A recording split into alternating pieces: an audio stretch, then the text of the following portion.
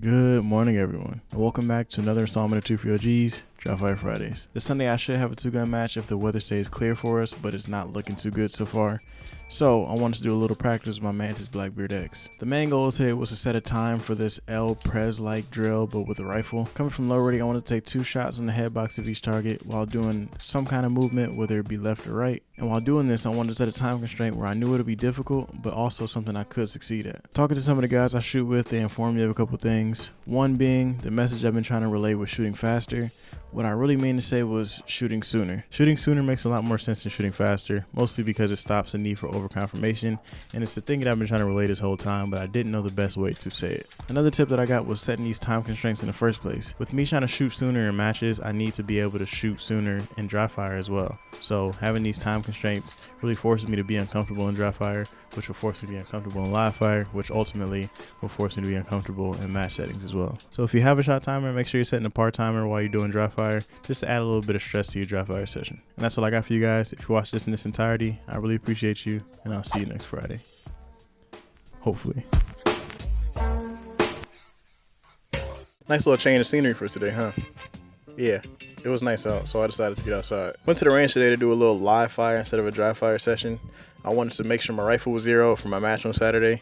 Hopefully I should be going to the match. It's supposed to be storming and thundering here in Michigan, so I doubt that I'll go, but just getting ready just in case. I think the reason I'm stressing so much on doubles is because I'm getting reused to shooting my A2 bird cage versus that Lantac Dragon I had on the other rifle. If you guys remember from last year, I was borrowing a rifle from a friend, and they happened to have the system tuned up really well as a Lantac Dragon on it, and it kind of spoiled me because the recoil was non-existent no matter my base or my fundamentals, and I just really want to be able to shoot my A2 bird cage just like that. The main goal of the day was work doubles at speed from different distances, so that's the plan. I'm currently at like 7 yards, and I'm getting shots in decent areas. I don't think it's the most accurate that I should be though, but I'm doing the best I can given what I got, so we're gonna keep on working it. Just working some fundamental stuff today and trying to get used to the recoil impulse and making sure I put my dot correctly in the same spot to where I want to shoot at. All right, I'm at 25. I don't know how many bullets I got left, but we're just gonna run it until I run out.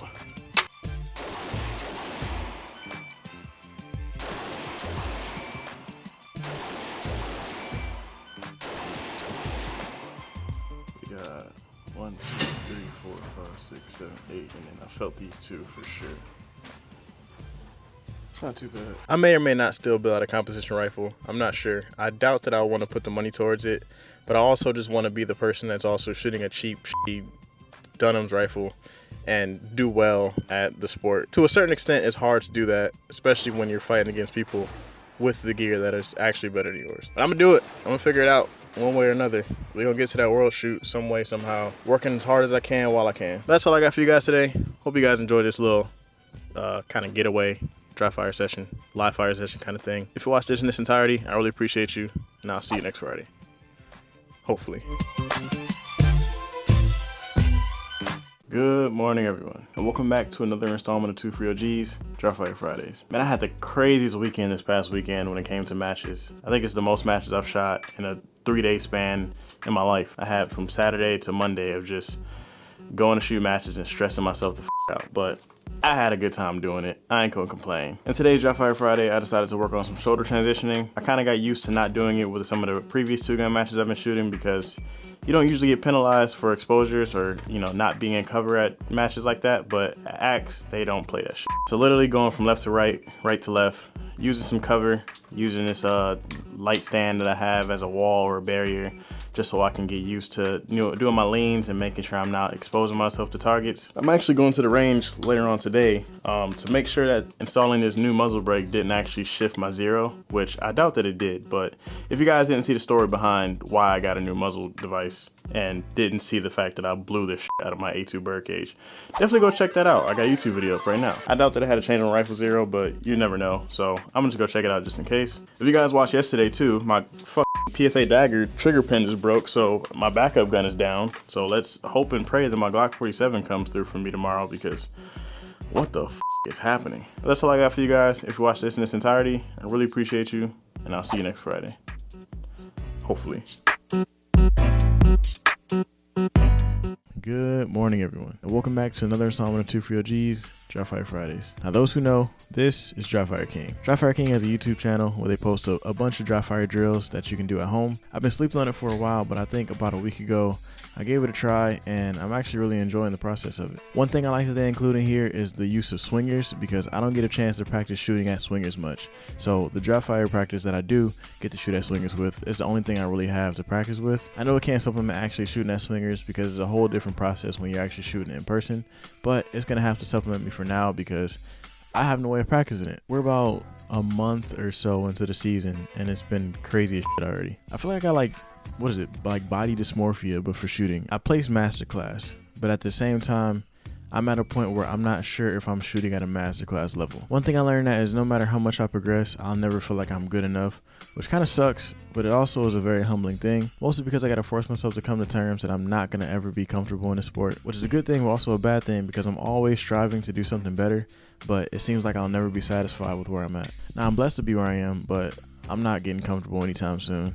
I think now that I'm at this level, I definitely need to go a lot harder to prove that I'm actually at the level that, you know, the site is telling me that I'm at. Nothing has really changed with the letter to my name, but that letter is showing proof that things are working, things are just flowing, and I'm very happy with where I am, but like I said, I'm not getting comfortable anytime soon. And that's all I got for you guys. If you watched this in its entirety, I really appreciate you, and I'll see you next Friday.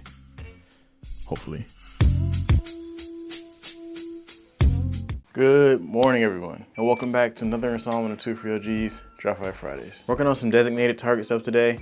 I really wanted to focus on getting my vision together for my weekend.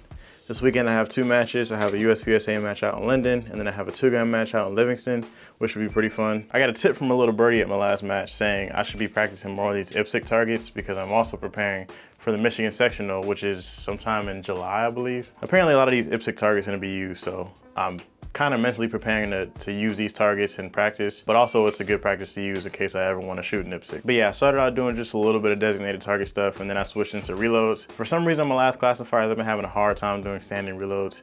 I want to get to a point where my standing reloads are instant and it will never miss, and for some reason, I'm not doing it like that right now, so the amount of work that I'm about to put in to get my standing reloads in is kind of disgusting. I think the last classifier I ran, one of the standing reloads cost me an M-class run, mostly because I didn't get my mag inserted in my gun rate, which shouldn't happen. That really shouldn't happen, but it did. So that's one of those things that I'm really working on. But this drill is really fun. It really gets your eyes moving. It makes you see where you want to shoot at so you can put your dot there.